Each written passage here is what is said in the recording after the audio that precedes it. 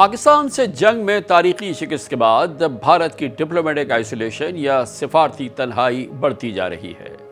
یہ صرف میں نہیں کہہ رہا، آپ انڈیا سے آنے والے ویلاگز دیکھیں، ملٹری لیڈرشپ کے سٹیٹمنٹس دیکھیں، اپوزیشن کے سٹیٹمنٹس دیکھیں، یہ بات ہر جانب اس وقت بھارت میں سنائی دے رہی ہے۔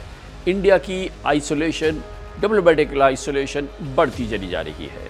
انڈیا کی ملٹری لیڈرشپ پر بھارت کے چاروں طرف اپنے دشمن ملکوں اور پاکستان کے حامی ملکوں کا ایک خوف سا سوار ہے۔ انڈیا کے chief of defence staff general Anil Chauhan Pakistan, China اور بنگلہ دیش کے برادرانہ تعلقات کو بھارت کے لیے اب ایک چیلنج قرار دے چکے ہیں۔ ایک تقریب سے خطاب میں انہوں نے پاکستان، چائنا اور بنگلہ دیش کی قربت کو انڈیا کے لیے سیکیورٹی رسک کہہ دیا ہے اور یہ امیج قائم کرنے کی کوشش کی کہ انڈیا کو 3 محاذوں سے خطرہ ہے۔ There is a possible convergence of interest we can talk about between China, Pakistan and Bangladesh may have security implications for regional stability and security dynamics.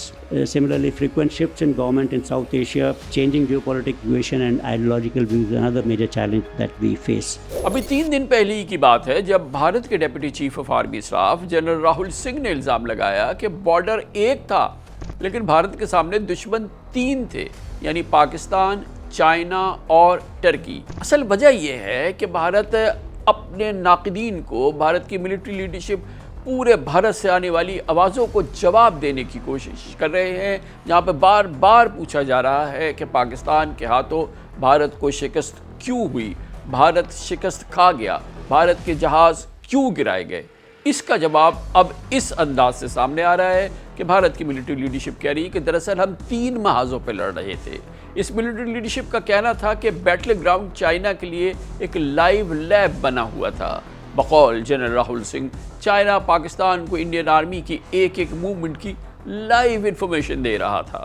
So we saw Pakistan one side, but adversaries were 2, and if I would say actually 4 or 3 actually. Pakistan was the front face. We had China providing all possible support, and it's no surprise because if you were to look at statistics, in the last 5 years, 81% the military hardware that Pakistan is getting is all Chinese, 81% of that. Turkey also played a very important role in providing the type of support that was there. Bayraktar, of course, he's been giving from before. We saw numerous other drones also coming in, landing in the face of war, during the war, along with trained sort of individuals who were there. بظاہر Indian military leadership اپنے فیلیورز کا اعتراف در اعتراف کر رہی ہے۔ Rafale سمیت 6 fighter jets کی تباہی اور پاکستان سے ڈیفیٹ کا کنفیشن بار بار مگر مختلف انداز سے کیا جا رہا ہے۔ ہمارے ڈیفنس فورسز کے ڈسپلن کے چرچے دنیا بھر میں ہوتے ہیں، لیکن کیا ہوا اس سال؟ پہلگام ٹیرر اٹیک اور آپریشن سندور کے بعد چیف آف ڈیفنس اسٹاف کی بات کر لیجئے، ایئر چیف کی بات کر لیجئے، deputy chief of army staff کی بات کر لیجئے، سب اپنا ڈسپلن بھول گئے ہیں کیا؟ یا وہ کچھ ایسا بولنا چاہتے ہیں، صاف شبدوں میں بولنا چاہتے ہیں جو بات دیش کے نیتا گڑ آپ سے چھپانا چاہتے ہیں؟ جو دیش بھکت ہیں وہ یہ چیتاونی سمجھ رہے ہیں ہماری آرمڈ فورسز کی طرف سے جو بات آ رہی ہے۔ لیکن در حقیقت انڈین آرمی کی ٹاپ براس اور اس کی یہ بوکھلاہٹ بھارت کی اس ڈپلومیٹک آئسولیشن یا سفارتی تنہائی کا نتیجہ ہے جس کا انڈیا کو مسلسل سامنا ہے۔ پچھلے 2 مہینوں سے امریکہ ہو، رشیا ہو، یورپین یونین ہو یا عرب اسٹیٹس ہو، بھارت کے پاکستان کے حوالے سے نیریٹو کو بالکل خاطر میں نہیں لا رہے۔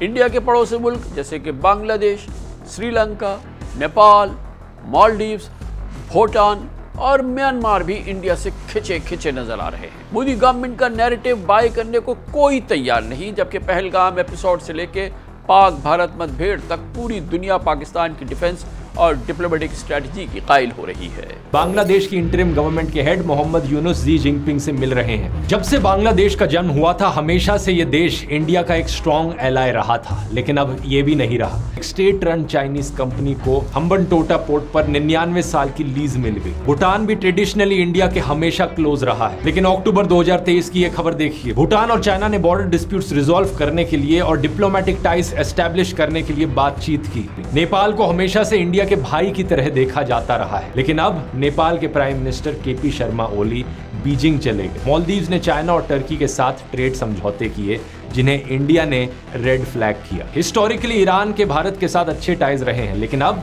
ईरान के foreign minister doctor Abbas Bharat तो आए, लेकिन उससे पहले पाकिस्तान गए। सऊदी अरब के फॉरेन मिनिस्टर आदेल अल जुबैर पहले इंडिया आए, लेकिन अगले ही दिन पाकिस्तान चले गए। मोदी सरकार के अंडर एक ऐतिहासिक लेवल का फॉरेन पॉलिसी फेलियर यहां देखा जा रहा है। बात करते हैं साउथ एशिया में अपनी हेजमनी या बालादस्ती कायम करने की खाम ख्याली में मुब्तला भारत के पड़ोसी मुल्कों से ताल्लुकात अब किस डायरेक्शन में आगे बढ़ रहे हैं, भारतीय ताल्लुकात उसके अतराफ में किस तरह आगे बढ़ रहे हैं। सबसे पहले बात करते हैं बांग्लादेश की, जहाँ पिछले साल शेख हसीना वाजिद की हुकूमत का सूरज डूबा। अब भारत अपने कलीदी बहुत बड़े इत्तेहादी से महरूम हो गया। अब ढाका की गलियों में भारत मुखालिफ अवामी जज्बात उबल रहे हैं। एक नई पेशरफ ये है कि बांग्लादेश चाइना के साथ मिलकर एक एयरपोर्ट पर काम कर रहा है, जिसको नॉर्थ ईस्ट इंडिया को जोड़ने वाली चिकन नेक के लिए खतरा तस्वुर किया जाता है। स्ट्रेटेजिक मूवमेंट्स हो रही हैं बांग्लादेश और चाइना के दरमियान की। सिर्फ 22 किलोमीटर चौड़े इस कॉरिडोर के साथ बांग्लादेश और नेपाल की सरहद भी मिलती है, जबकि भूटान और चाइना भी इस कॉरिडोर से चंद किलोमीटर के फासले पर है। शेख हसीना की हुकूमत में ये इलाका इंडिया के लिए शदीद और बेहतरीन महफूज समझा जाता था, लेकिन अब ये ना महफूज है बल्कि शायद एक मुख्तलिफ किस्म की सूरत हाल पैदा हो रही है। भारत मुखालिफ सूरत हाल वहाँ बनती नजर आ रही है। With help from our old friend, Bangladesh, reports say China will build an airfield in Bangladesh.